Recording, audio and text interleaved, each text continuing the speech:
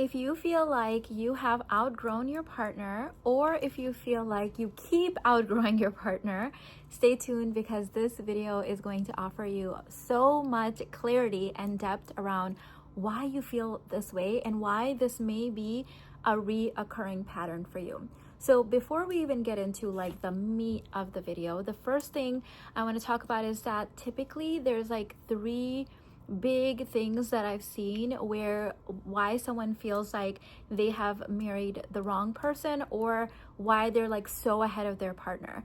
Number one reason is because our subconscious, our wounding, our patterns from childhood that are ready to be transmuted, alchemized, and healed are always attracting situations and people that will actually help us bring that stuff up so that we can heal it.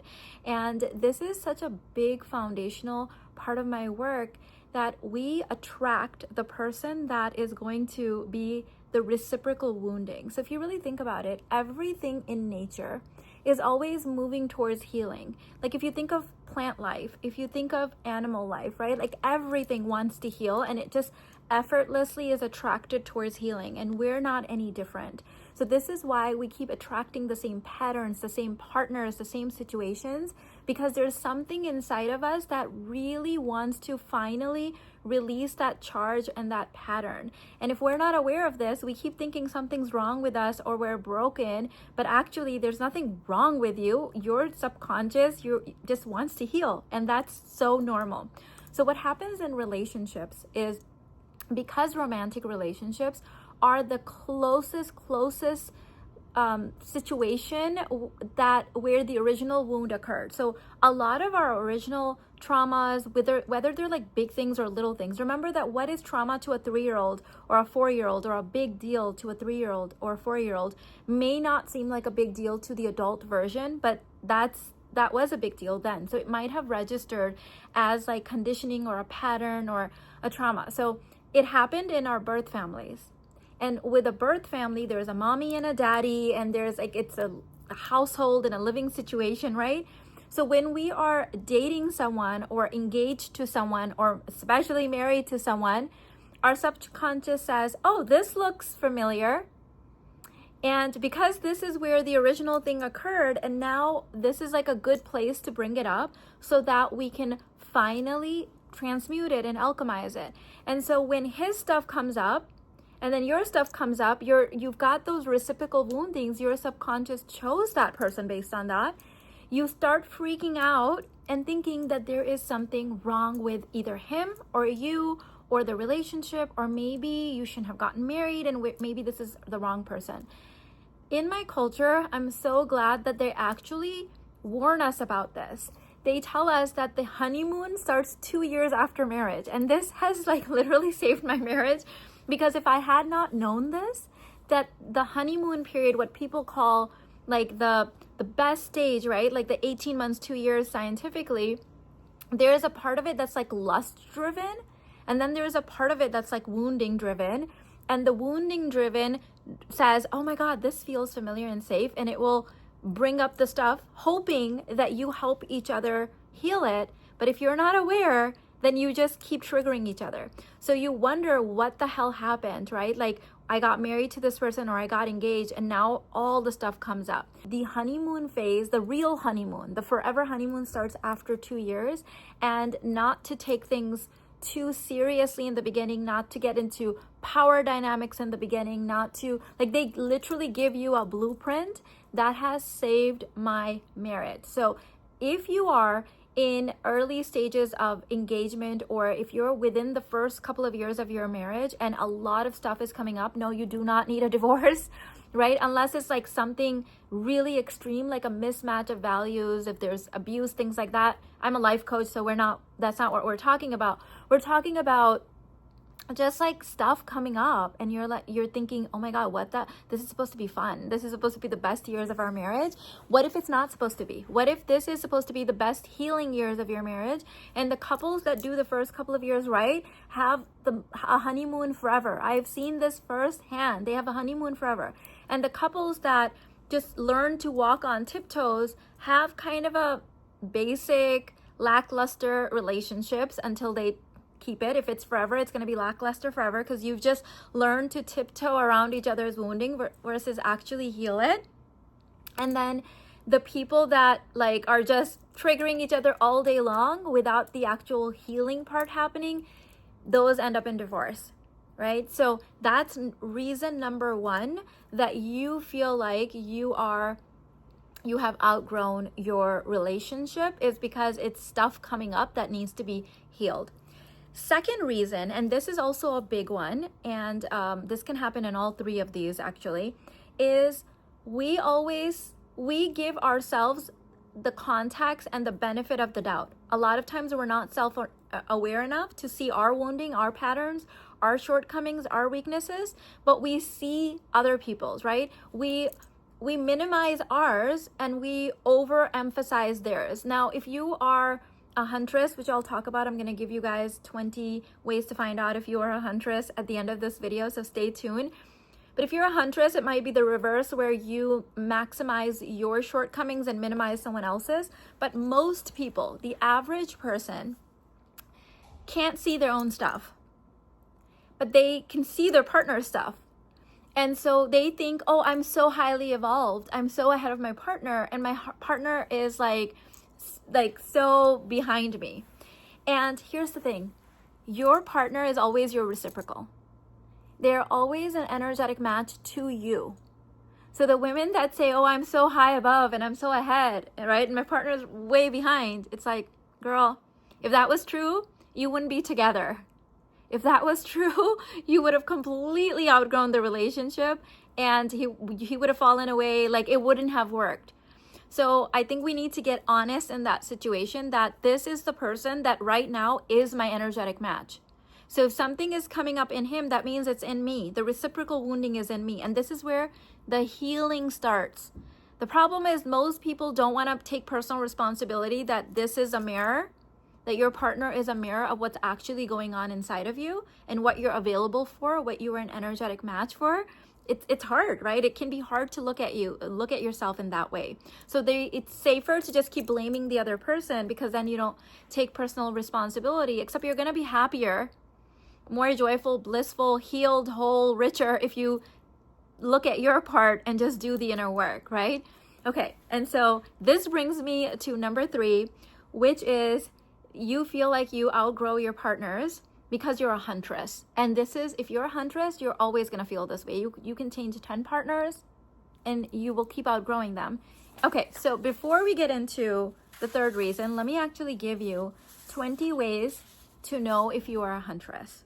Okay, what a huntress is, 20 ways to know, and you don't have to have all 20, by the way. If you have like 5 or 6 of these, you probably have that genome. So hunters and huntresses, or the alphas, are 10, right now we have about 10%, experts say anywhere from 7% to 10% of the human population carries 1 or 2 variations of this genome. And what the alpha gene or the huntress gene is you are wired to, your brain, your DNA, like everything in you, your hormones, your chemistry is wired to thrive how our ancestors used to live, like in hunter-gatherer societies. So you did not evolve out of that. Your brain, your like chemical makeup is still wired for that. So if you take someone out of their native environment and put them in a completely different environment, they feel off, they seem off, right? It's like the story of the ugly duckling. Like she wasn't a duck, she was a swan, but she felt ugly, she felt off because she's living in a world that's not designed for her. So this is something that a lot of, like 10% of the human population, let's say 5% are men, 5% are women, they deal with, is that their brain, their chemistry, everything is wired to be a hunter, to be an alpha. Now, if you add to this the layer of the fact that we're women, well, women weren't really allowed to be alphas. We weren't really allowed to live and earn money and create in a certain way.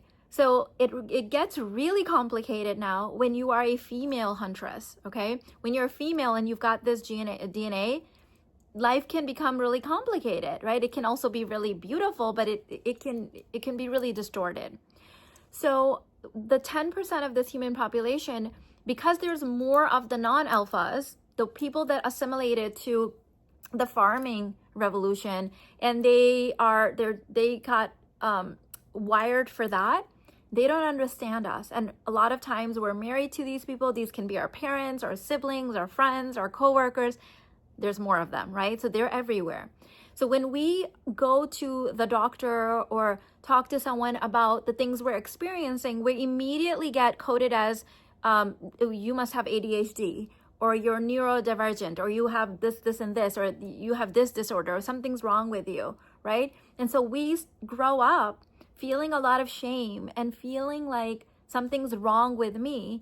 Well, if you take any species out of their native environment, you know, like Einstein's famous quote that if you judge a fish by its ability to climb a tree, it will grow up thinking something's wrong with it. Well, no, fish don't climb trees. And so we're now living in an environment that was literally not designed for us.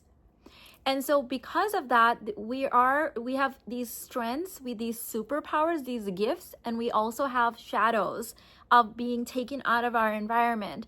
And so the same thing that makes us the next Einstein, the next Oprah, the next like geniuses, visionaries of the world, that's literally what we're coded to, can also lead to alcoholism, drug addictions. Like, we're at a high risk for a lot of things that might be used to numb this otherness, this feeling of something's wrong with me, that shame that we can feel. So I'm gonna give you 20 kind of little bits to kind of see if you fit into the Huntress, okay? Number one, you've been told you're too much, too intense, too ambitious, too fast, or even if you haven't been told this, you feel it, and so you keep yourself a little dimmed down. You don't like really show all of your cards. You don't really show your true personality because you're scared of being judged, or you think something's wrong with you because everyone else is different than you, right? Deep down, like you feel like you're just getting started, but everyone else might feel like it's too much. So that's number one sign that you're a Huntress. And if you have even 5 of these, you probably have the Huntress gene. Number 2, you feel the most alive when you're building something new, starting something new. Like, you get obsessed with things, you go all in, you get laser tunnel like vision when you're interested in something and you're building something new. Staying still for too long feels like literally like death to you. Like, your biggest fear is not change, it's not risk, it's not fear, it's like staying the same forever. Number 3, you make fast decisions based on intuition, and people think you're impulsive, right? Now, here's the thing. Your track record proves otherwise. You are not impulsive, you're intuitive. However, what can happen is that if you were judged very harshly in childhood, or there were like punishments, then you stop making decisions fast and you start overthinking. This is kind of like the shadow. But every time you go back into making decisions fast, taking those intuitive hits, like, you feel the most alive. Number 4, you crave both depth and speed, okay? So you want intimacy that unfolds like a cosmic portal, and businesses that move like lightning. Like, you don't like shallow. This is why when you study something, you get like the PhD version in it. You are obsessed with learning, mastery, and growth. Like, if you could spend your entire life just learning and growing, like, you'd be happy. Like, you'd be like so like lit, like just lit up, right? Like, I get obsessed with topics until I have left no stone unturned. Like, if I've gotten like the equivalent of like multiple PhDs and then looking at it from so many different angles, that everything I study, I just become like just the master of it. You're a Huntress, okay?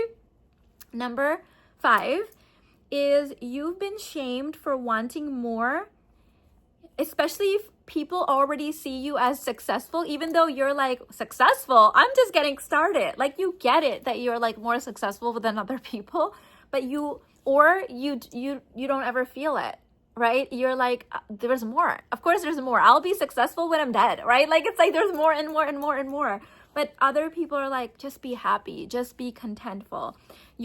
But you know that your soul came here for like full spectrum dimensional aliveness, not like checkbox. So what happens is, because we're coded to want more, because that's how civilization moved, the reason everyone else gets to be content and safe in their little bubble is because we created this world.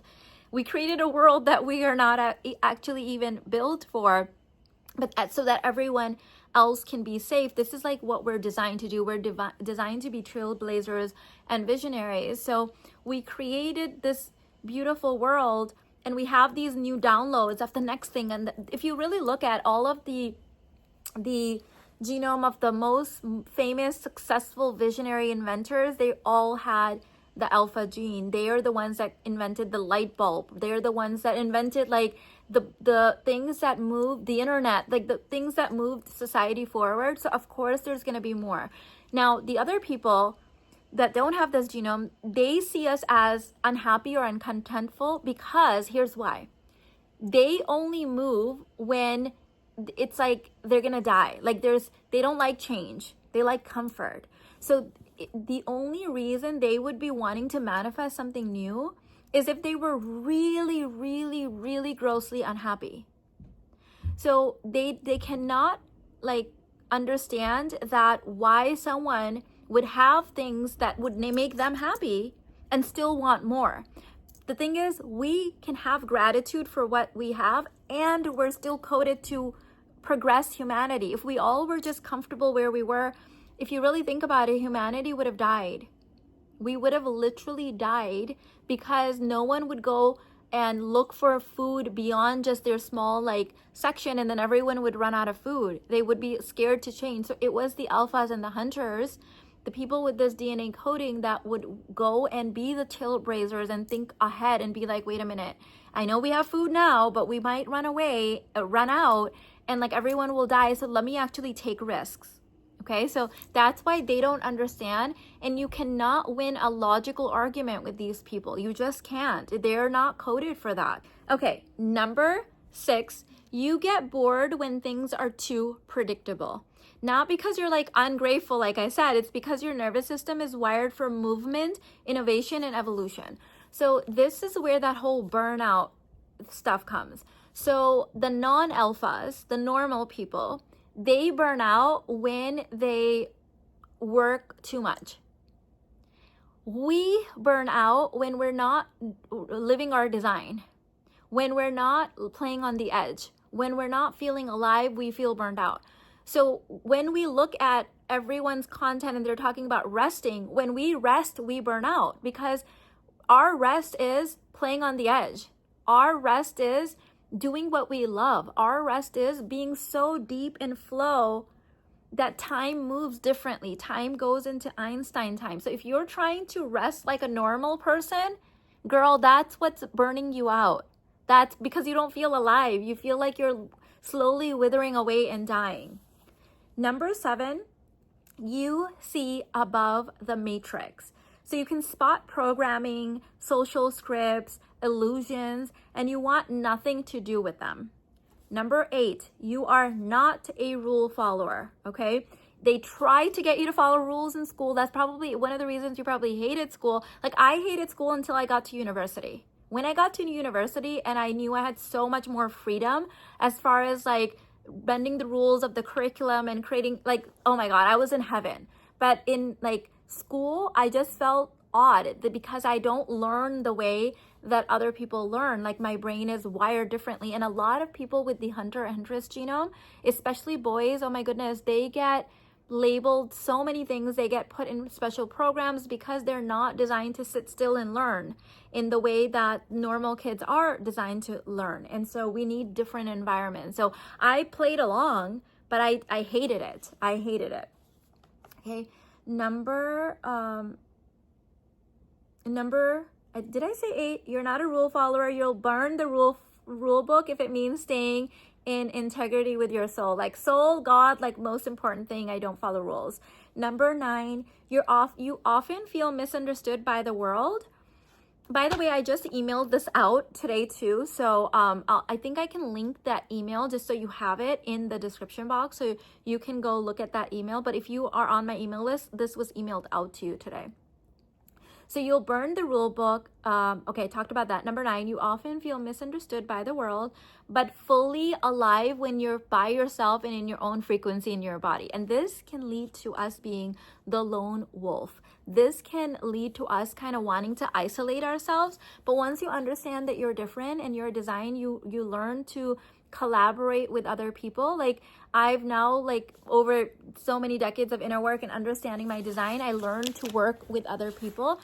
But even then, I do like keep myself surrounded with like my closest friendships, and where I go for my like the grids are people that are huntresses and hunters, because you don't want to spend too much time, especially in related to like your creativity, with people that are normal, because they, especially if you have a lot of human design, like open centers like I do, you can absorb their normalness and amplify it and feel dead. Okay. So no, like I collaborate with farmers, but I try to limit myself a little bit. Like that's why I created Kainath, honestly, because I want to be, even with my clients, like these are close proximity. I want to be amplifying and taking in energy from people that are similar to me, because I want to be playing on the edge of my creativity, right?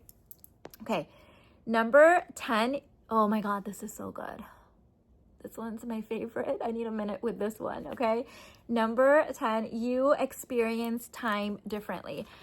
I cried when I came across this article that was talking about how they're discovering now that time has multiple dimensions, like 3 at least. And I'm like, I've been talking about this forever. Like, I'm so glad they're starting to see this now. So huntresses do not live in linear time. Okay. We live in Einstein time. Time moves differently for us. That's why when people ask, how do you get so much done, Mina? Like, it's like, because I live in a different paradigm of time. From my perspective, it's all easy. It's all flowy. It all is like it just moves differently. You're in Einstein time, right? But for other people, if they try to have the life that I have, they would try to do it from linear time. It wouldn't work. It wouldn't work from linear time. Okay. It's how you exist in time that's different. You collapse timelines as a huntress. What takes others a decade, you alchemize in a weekend. You are living in your own time. Don't even try to work with linear time. Number 11, you're wildly multipassionate and you've been told to just pick one thing. My brain literally can't. They actually studied normal people and hunters, and what they found is when given certain stimuli, with normal people, with whatever they're engaging with, one part of the brain lights up, and when hunters and huntresses were put under the same like stimuli, 5 or 6 areas of the brain would light up at the same time. And this gives us multi-dimensional thinking abilities.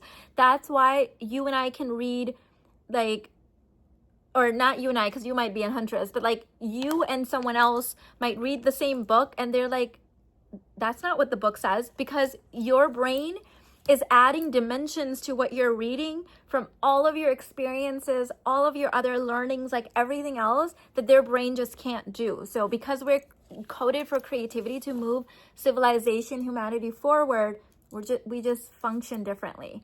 So even if I chose one thing, that one thing would be 5 things in my brain. Okay, your genius is in the multiverse, not in the niche. You are your own niche. So instead of trying to fit into a niche, I create my own niches. Number 12, you've outgrown relationships that couldn't hold your fire and feel guilty. Now, after I go through these 20, remember that we will be talking at the end of why huntresses feel like they're always outgrowing their relationships. Okay, so you can't dim your light. Don't do that. Don't try to dim your light to make your partner not outgrow you. Like we're gonna talk about that, girl. Okay. Number 13, you lead from the body, not from the manual. Okay. You don't need a strategy or a PDF. You don't need a spark. Like you need a spark. A divine yes, a full body go. Like when, oh my God, like when people say, what one book can I read to know everything you know? And I'm like, what? How would someone even think that, right? Like we know how creativity works. We know how mastery works. We intuit wisdom and knowledge on a whole different plane. The fact that someone would even ask me that question, you immediately know that only a non-huntress would even think like that, right? And even if I give them that one book, they're not going to know what I know because my brain multi-thinks. It adds things. It reads between the lines. It puts things together that other people wouldn't think to put things together. So we're just different. Number 14, you can feel when something is no longer aligned before it fully breaks down. Like you can get that feeling of it. You know things. It's like you're remembering your future. And the longer you stay, the louder your body will scream because you have been called flaky. You're like, oh my God, maybe I'll just maybe there's something wrong with me. Maybe I should, but you know that you've already outgrown it. Okay.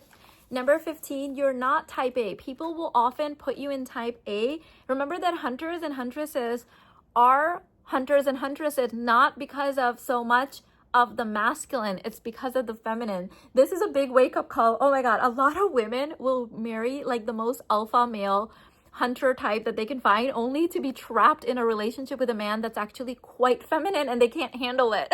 So, oh my God, not to laugh. I know that could be horrific, but it's because they don't understand that the thing that actually makes them who they are is actually their feminine qualities. Think about it. We're designed to be highly intuitive, inconsistent, right? We're like, you're talking about one thing, we're hearing something different, right? We break down structures. We don't follow rules.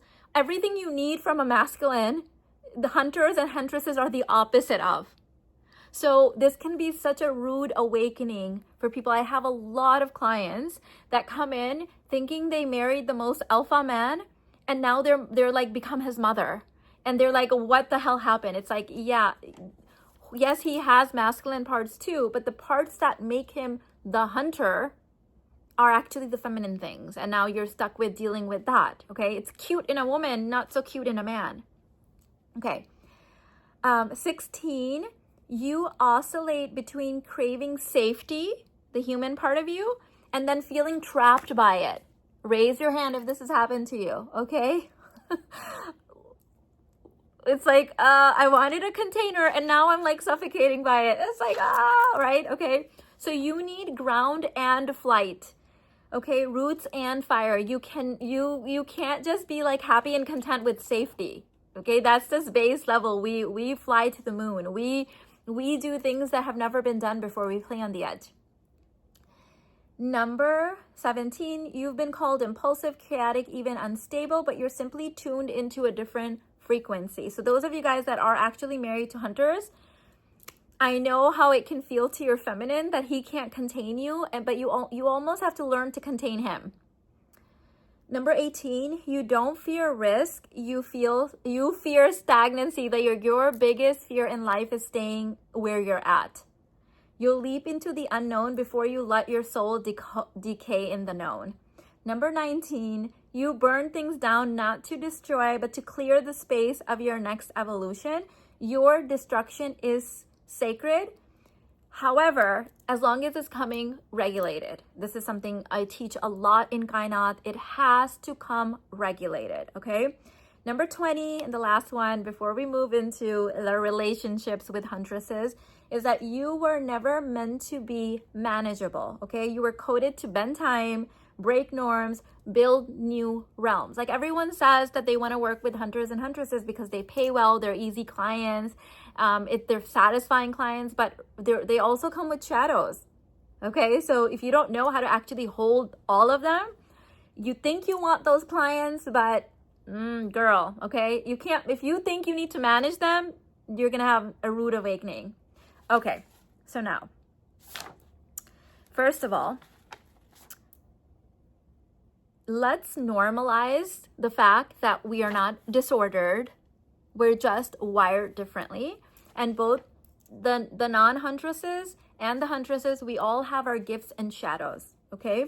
And we can learn to minimize the shadows and optimize and amplify the gifts. This is something that I am so passionate and I teach very heavily.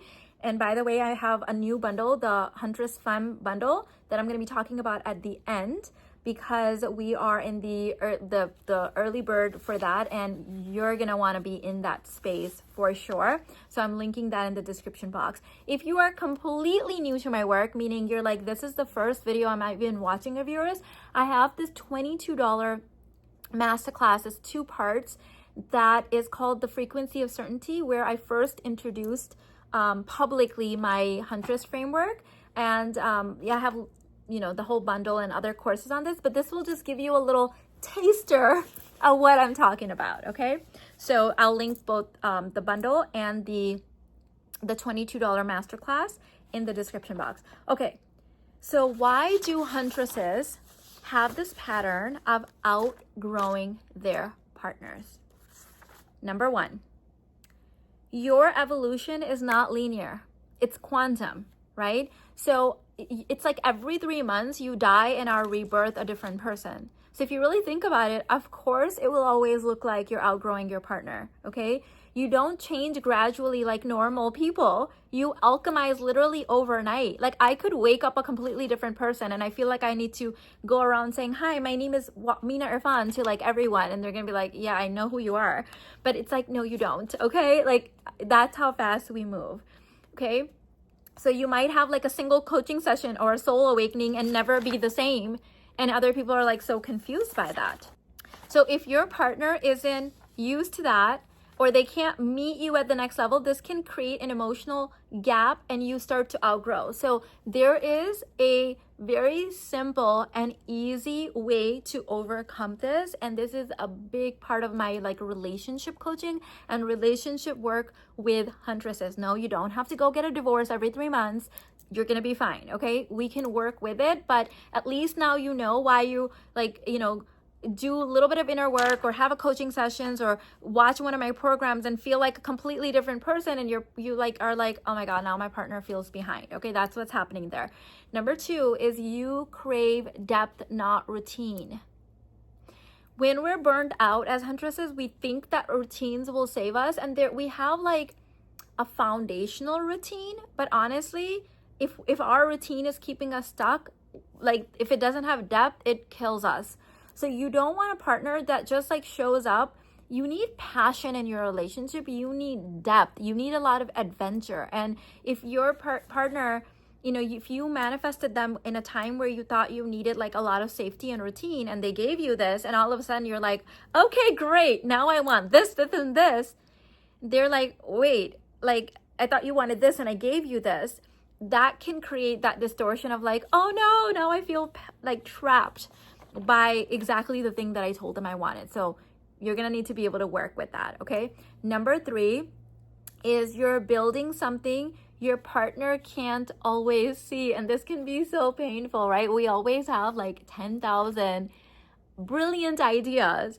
And we're taking our family and friends on this roller coaster, and they're just like, girl, I'm getting whiplash. And it's like, you haven't even heard all of it yet. Like, right? So your visions are big, your frequency is fast.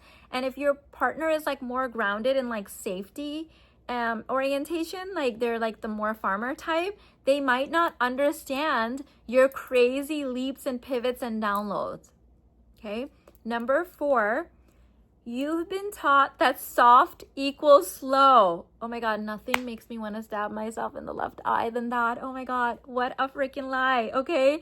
One of the courses that comes inside the Feminine Huntress bundle is literally called Velocity, Momentum, and Speed. I am the goddess of speed. I'm telling you, soft does not mean slow. Oh my God, that's like slow means slow death. Oh my God, no, I can't. I don't even know if I can complete this.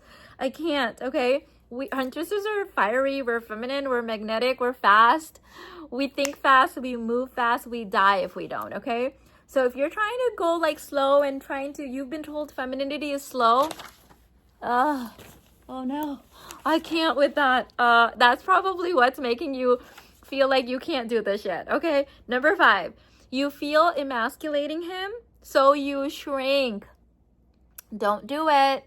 Don't do it. Okay. This is one of the most heartbreaking patterns. You dim your light so he doesn't feel small. You delay your growth to stay aligned. I've seen huntresses start mothering their partners and like shrink. No, oh my God, you already know that's gonna end in divorce one day, because how long can you keep up those shenanigans when that's not you? Eventually your soul is gonna come knocking and say, okay, we have to like break this apart fast. Otherwise this visionary isn't gonna do what she's been coded to do. We're all here to do really, really big things, really big things. And so if you don't do your part, there's a big piece of the puzzle missing. So do it before your whole world has to deconstruct. And then you're forced to do it. You just stop dimming your light. Okay, girl? Like there's no other way to say it. Number 6, you've been shamed for wanting more in love. He's a good man. Isn't that enough?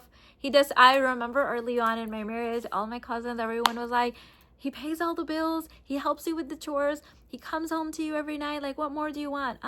Rip my clothes off, romance, ravishment, like depth, right? And I'm so glad that I didn't listen to them and settle for that, because I have all of that and more now because I refuse to settle.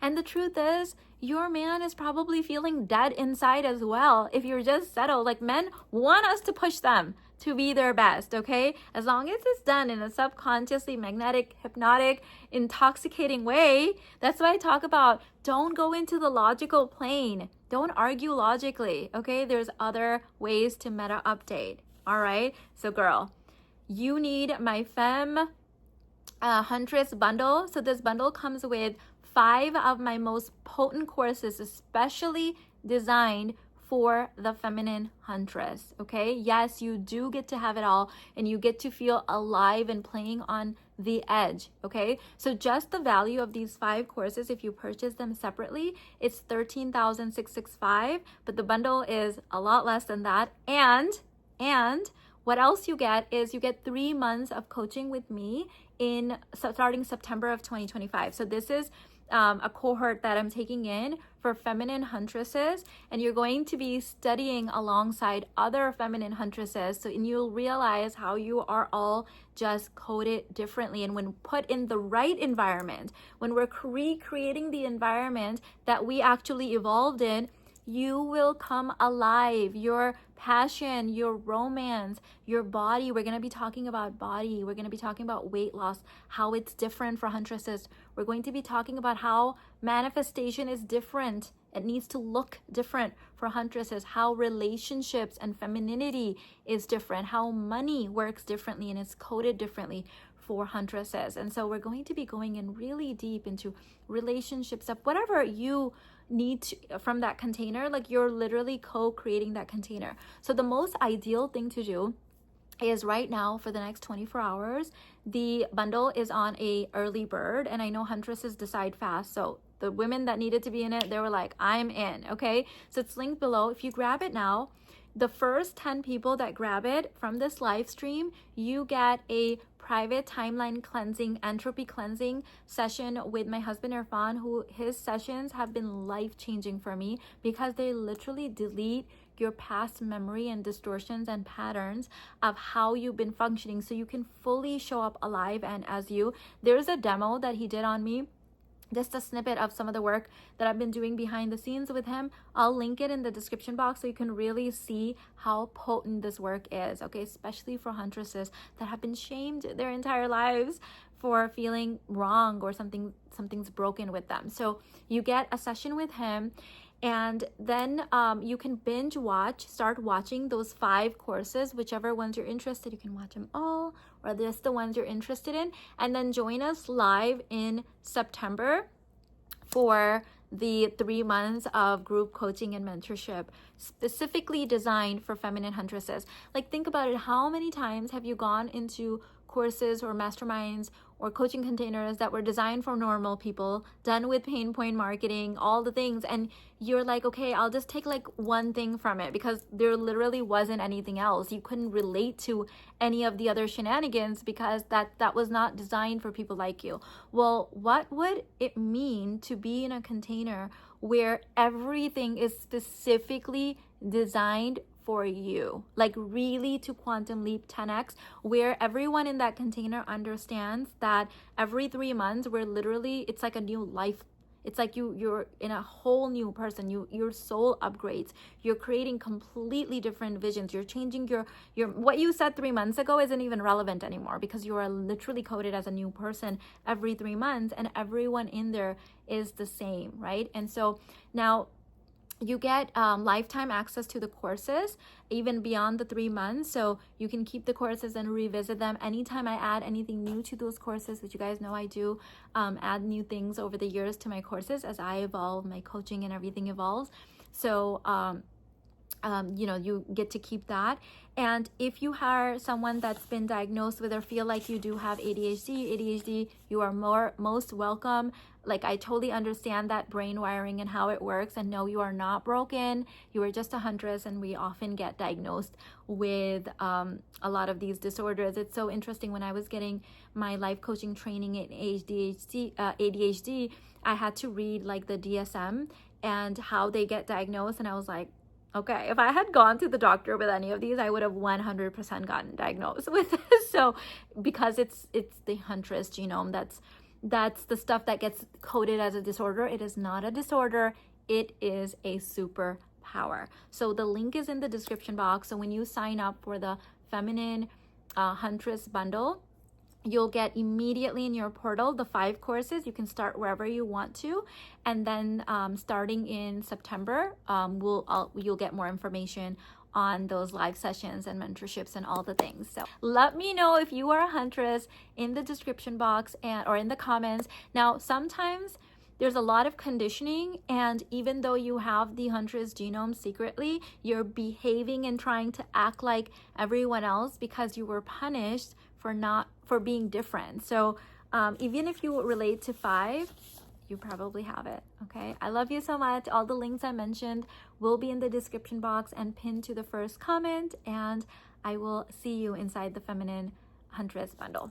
I love you so much. Bye.